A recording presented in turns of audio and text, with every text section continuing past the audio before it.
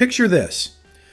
You're a Hollywood makeup artist in the early 1980s, married to rising star Kim Basinger. You're visiting the set of her latest movie, a James Bond flick of all things.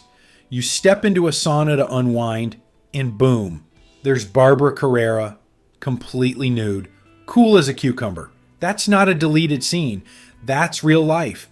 And it left Ron Snyder, Kim's husband at that time, absolutely stunned.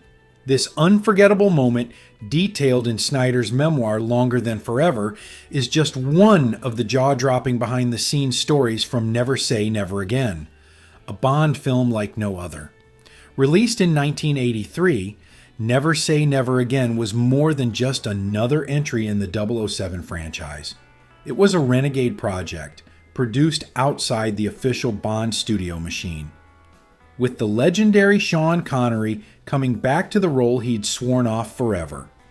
Literally, the title is a cheeky wink to Connery's previous statement that he would never again play Bond after diamonds are forever. His wife, Micheline, reportedly coined the title after he changed his mind. Let's set the stage. This movie wasn't made by Eon Productions, the usual stewards of Bond. Instead, it came from a long-brewing legal loophole. Back in the 60s, Kevin McClory collaborated with Ian Fleming on a Bond screenplay that became the basis for Thunderball. When legal dust settled, McClory retained certain rights, allowing him to remake Thunderball, and so Never Say Never Again was born. Irvin Kershner, hot off directing The Empire Strikes Back, took the helm. His approach? Make Bond more human, more bruised, more real. That vision shows.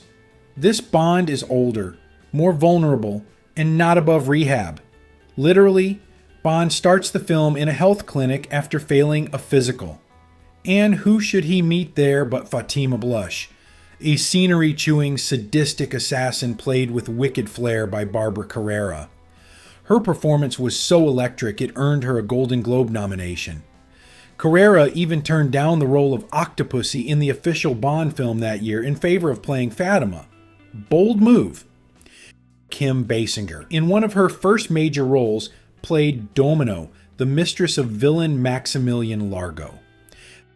Kim was reportedly nervous and out of her depth during filming, sometimes clashing with the film's more seasoned players, which brings us back to that sauna story. Carrera, confident and free-spirited, had no qualms about walking into a sauna nude.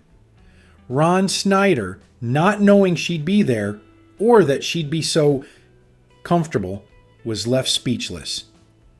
That moment, as awkward as it was, perfectly captured the collision of Hollywood personas happening off camera.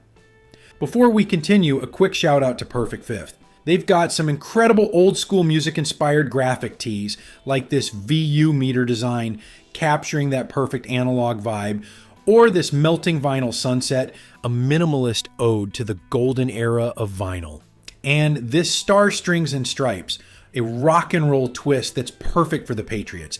And for Golden Throwback viewers, they're giving you an exclusive 20% off with the code Throwback20. Check out the link in the description. Now, back to the video.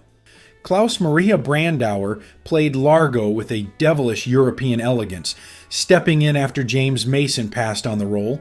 And then there was a young Rowan Atkinson in his film debut, offering bumbling comic relief as a British consulate aide, a bizarre but memorable prelude to his future as Johnny English. Behind the scenes, things got even wilder.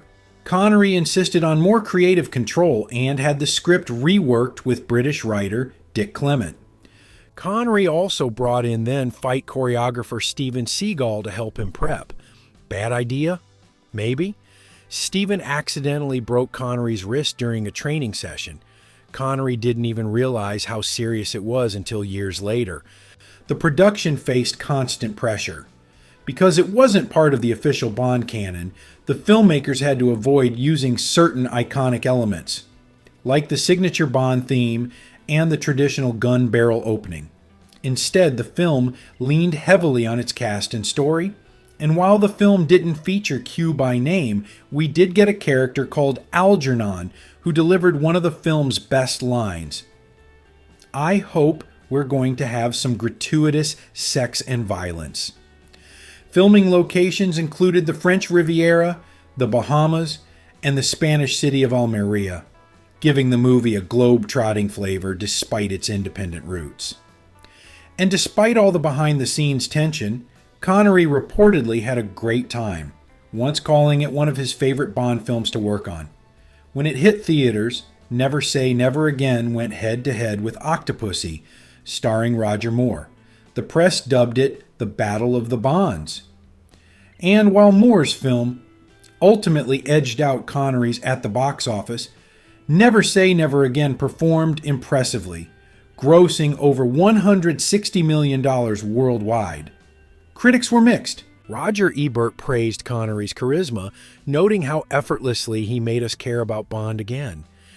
Others found the film less stylish than the Eon-produced entries, lacking the visual flair and iconic score. Still, many fans were thrilled to see Connery don the tux one last time. It was the Bond swan song no one expected, but one that added a fascinating wrinkle to 007 lore. Today, Never Say Never Again holds a unique place in Bond history. It's the rogue agent of the series, unofficial, unorthodox, and unforgettable. And yes, part of that unforgettable nature comes from wild stories like the sauna shocker that caught Ron Snyder off guard and revealed just how unpredictable movie sets can be. Now it's time to hear from you. What's your take on Connery's comeback as Bond? Do you prefer the classic Eon entries, or does this outsider Bond film hold a special place in your heart? And what do you think about that behind-the-scenes sauna bombshell?